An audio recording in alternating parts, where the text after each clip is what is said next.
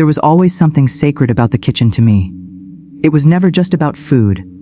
It was about expression. It was about comfort. It was the one place I could disappear into my own world, folding emotions into dough, stirring my worries into sauces until they dissolved. Each dish I made held a piece of me. The spice stew I created during the cold winter of heartbreak, the citrus, glazed tart that reminded me of childhood summers, the cinnamon-laced cookies I baked when Mom had her surgery and couldn't eat much else. I never wrote the recipes down. Not really. I kept them in my head, tweaking, tasting, and trusting my instincts. My memory was my journal, my intuition my guide. Cooking was my art, and it was mine alone. But if the kitchen was my sanctuary, then my sister, Elise, was the uninvited guest who wandered in with curious eyes and a charming smile. Elise and I couldn't have been more different.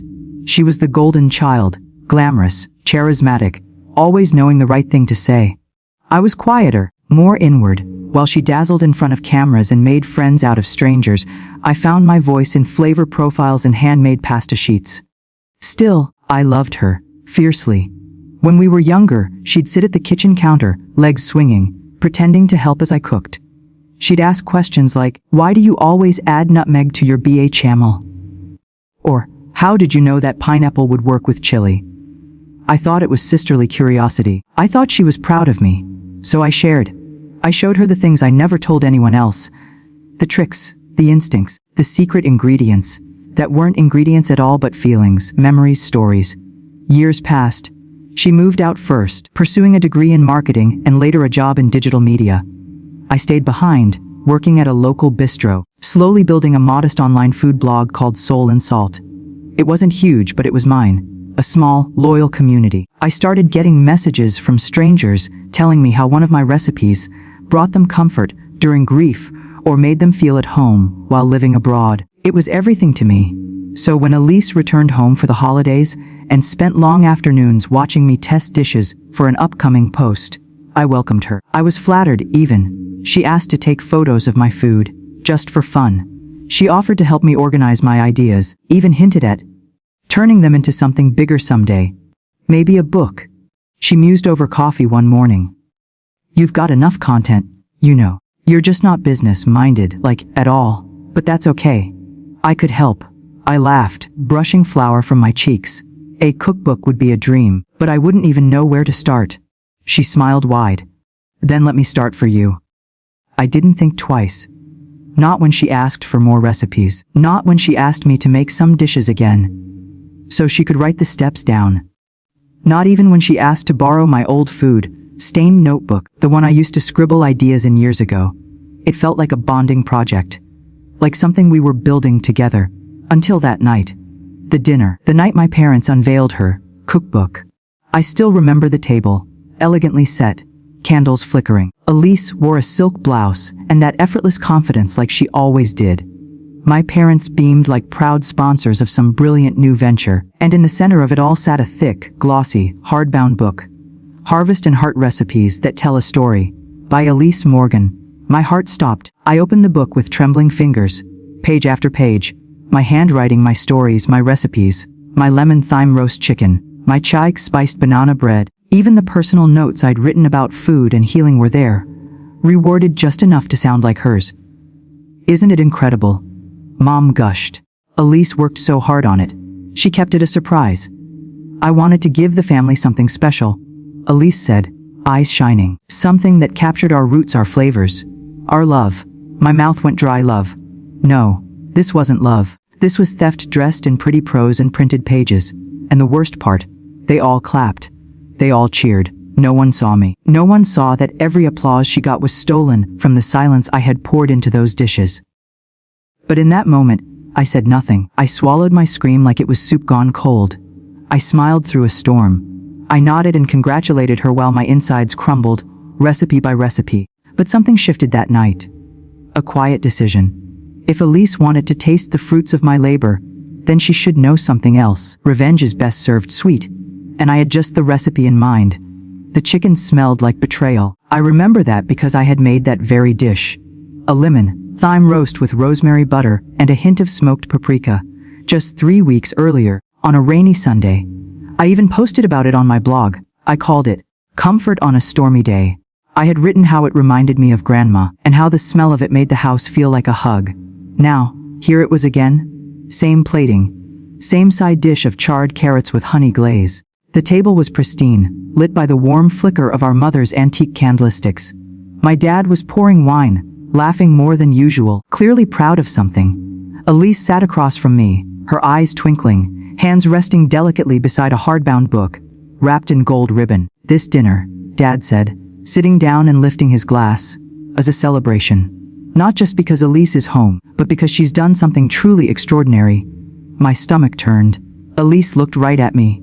She didn't say a word, just smiled. Go on, sweetie, Mom urged, nudging the book toward her. Tell her. Tell me. Elise untied the ribbon with deliberate care and turned the book around, pushing it across the table like a trophy. I wanted to surprise everyone, so I've been working on something, quietly. A passion project. And well, here it is. I stared at the cover.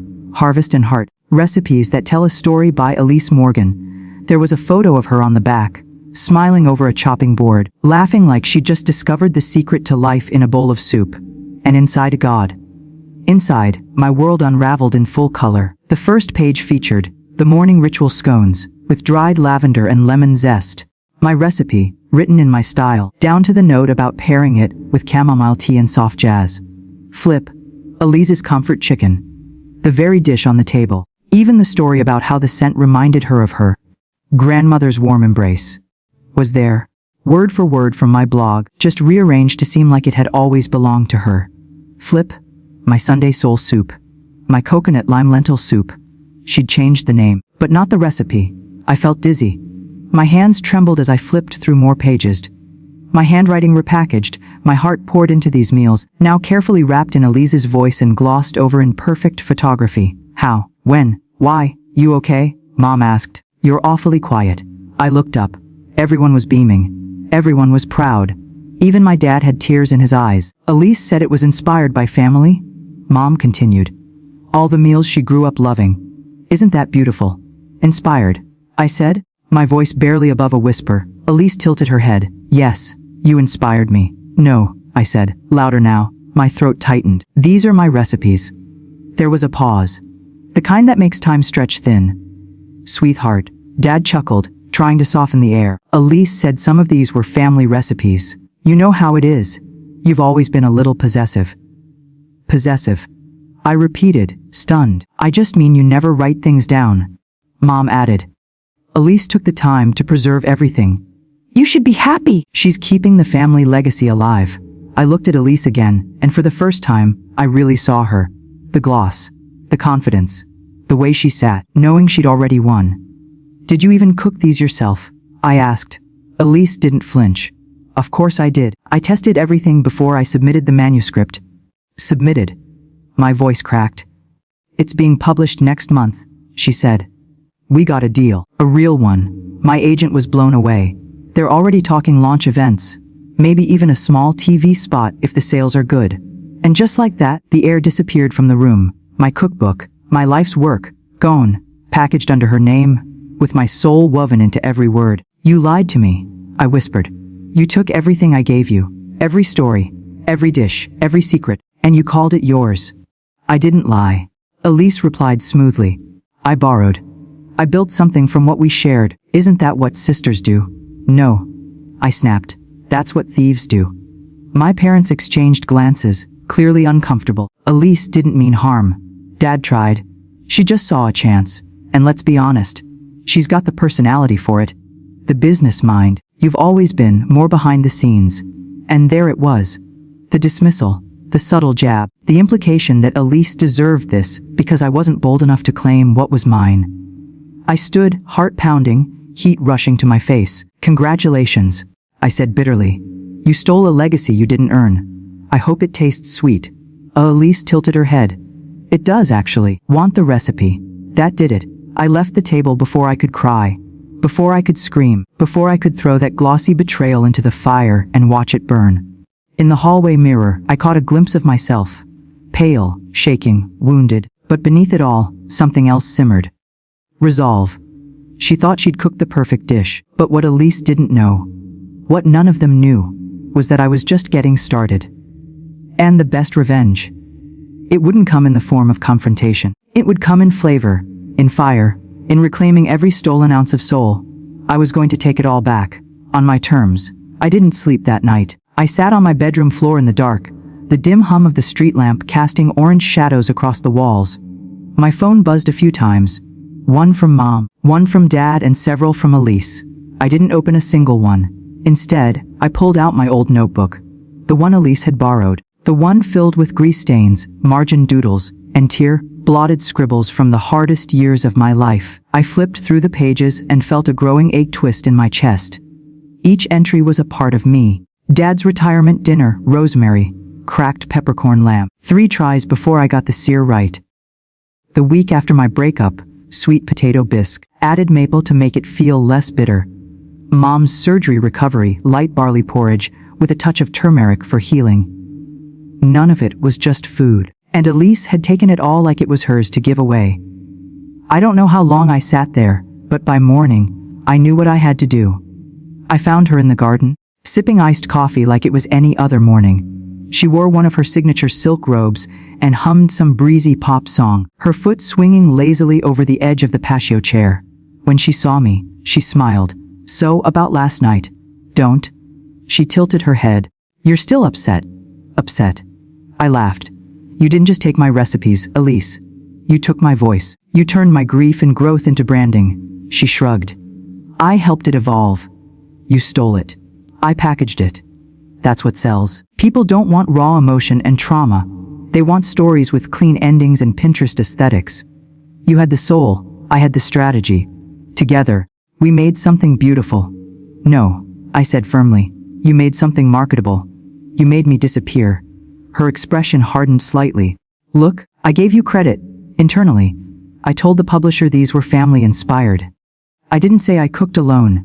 That's not credit." I snapped. "That's vague ethics wrapped in self-justification." Elise set her cup down, exasperated. "Why are you making this so dramatic? You've always been this way. So fragile. You hide behind your food like it's armor. But guess what? In the real world, talent doesn't matter without visibility. I didn't need visibility, Elise. I needed respect." "Respect doesn't pay the bills," she said flatly. "You've been blogging to a few thousand people for years. I turned that into something bigger. I made it matter. You made it yours." There was a pause. Then, softer, I asked, "Did you ever intend to tell me?" She looked away. That was answer enough. I swallowed hard. "I never kept you out, you know. I always wanted to share this part of me with you. I thought you cared." She didn't reply. "I thought you loved the way I cooked. I thought you listened to the stories behind the food. Because they meant something to you, not because you were gathering material." Her voice was small when she finally answered, "I do love the way you cook." Then why wasn't that enough? Elise met my eyes, and for once, the polish cracked. Her tone shifted, defensive but shaky. "Because you always had something that I didn't. You could create beauty out of nowhere. I had to work for everything. To be seen, to be liked, to be wanted. But you just had it, and you never even used it. You sat on your talent like it was some personal diary. You hoarded it." I blinked. "So this was about jealousy?" She flinched. "This was about opportunity. About doing something with the gifts we were given." "We," I echoed bitterly. "You think it's so easy being me," she said, voice rising. "Everyone thinks I'm the lucky one. But they never see the pressure, the expectations, the constant need to perform. You gotta be the soulful one, the artist." I had to fight to be more than just a face with a good Instagram filter. I took a deep breath. For a moment, I almost pitied her. Almost. "Then maybe," I said softly, "you should have written your own story." Elise stared at me, jaw clenched. Then she stood up, straightened her robe, and said coldly, "You're being dramatic. It's done. The book is coming out, and nothing you say or do will change that." She turned to walk away, but she didn't know me, not really. Because when someone like me gets burned, we don't scream. We simmer, we calculate, and when we strike, we do it with precision. That afternoon, I took down my blog. Not out of shame, not because she won, but because it was time to build something better, something louder, something they couldn't ignore. I wasn't going to beg Elise for credit. I was going to beat her at her own game, with integrity, creativity, and fire in my veins. I started planning that very night, sketching outlines, writing stories, reclaiming what was mine, and then going beyond it. This time, I'd publish it myself. And this time, my name would be on the cover. Revenge, I learned, doesn't have to be loud. It doesn't need shouting matches or courtroom drama. Sometimes, the most powerful revenge is a quiet meal that leaves the thief hungry and the world watching you instead. And this time, they would. It started with a name. I rebranded the blog. Soul and Salt became Stolen Salt, a title born from truth, pain, and a refusal to be silenced. The first post, a letter to the readers who've asked where I went. I didn't vanish. I was stolen. A cookbook you may see in stores soon features my recipes, my voice, my stories, not inspired by me, not based on my work. They are my work. But I'm not here to drag names. I'm here to take mine back. I published the original versions of the recipes Elise had stolen, down to the memories that inspired them. I included old drafts, voice memos of myself tasting sauces, even handwritten notes photographed from my original journals. The post went viral. Comments poured in. People shared their anger, their heartbreak, their own stories of being taken advantage of by loved ones. I hadn't just hit a nerve. I'd struck a chord. Food blogs picked it up. A few local news outlets too. And then one email changed everything. Subject: would you be open to a video collaboration? From The Plate, YouTube's largest indie food documentary channel. They'd seen my story. They wanted to feature me in a short doc called The Recipe Thief, a soft, intimate profile. No drama. Just my food, my kitchen, my truth. I said yes. The shoot took place in my tiny kitchen. I wore my apron. My hands shook at first, but once the spices hit the pan, I found my rhythm again. I told the story of how food saved me, how I cooked through grief, breakups, loneliness, how every dish was a chapter of my life. Then I told them the truth, how someone I trusted had taken it all and sold it like it was hers. I didn't name Elise. I didn't need to. The doc aired 2 weeks later. Within 72 hours, it had over 2.3 million views. The comments were overwhelming. Supportive, furious, empowering. Elise's book had just launched, and suddenly, people were questioning its authenticity. Then came the cracks. A viral side-by-side comparison between Harvest and Heart and Stolen Salt made the rounds. People noticed the uncanny similarities. Word got back to Elise's publisher. They reached out to me, politely, nervously. I had the receipts, the drafts, the timestamps, the emails, the audio clips, the truth. They tried to settle quietly. I declined. Instead, I signed a new deal with their competitor, a boutique publishing house focused on diverse culinary voices. They offered me full creative control, insisted on keeping my stories intact, and even let me name the book myself. I called it Recipes I Refused to Bury. The final blow came unexpectedly. 6 weeks after my doc aired, I got an invite to a culinary panel, live-streamed, public and moderated by a well-known food critic. And guess who was also on the panel? Elise. I hesitated, not because I was scared, but because I was over it. Then I realized, no, I deserved to be there. I wore black. No frills. Just me and my hands and a memory of everything I'd rebuilt. Elise was glossy and polite as always. But she looked different, smaller, as though she knew the applause wasn't hers anymore. When the moderator asked us to describe our relationship with food, she spoke first. It's always been about family, she said carefully. My sister was a big influence. The moderator turned to me. And you? I smiled. Food, to me, is storytelling. It's not about who presents it. It's about who felt it. And when your story is taken from you, the best thing you can do is cook a new one, louder, bolder, unapologetically yours. The audience applauded. Elise looked down at her hands. Weeks later, the news broke. Her publisher pulled the second print run of Harvest and Heart. Some retailers removed it altogether. A quiet scandal, but one that left a stain she couldn't scrub off. And me. I went on a small book tour. My events were filled with people who brought me photos of their versions of my recipes, handwritten letters, and stories of their own resilience. I wasn't just seen, I was known. I never spoke to Elise again. She sent a long email once, apologizing, justifying, begging for understanding, saying she made a mistake. I didn't respond. Not out of cruelty, but because I didn't need to. My success wasn't built on revenge. It was built on reclamation. I took back my name, my voice, my food, and I served it to the world.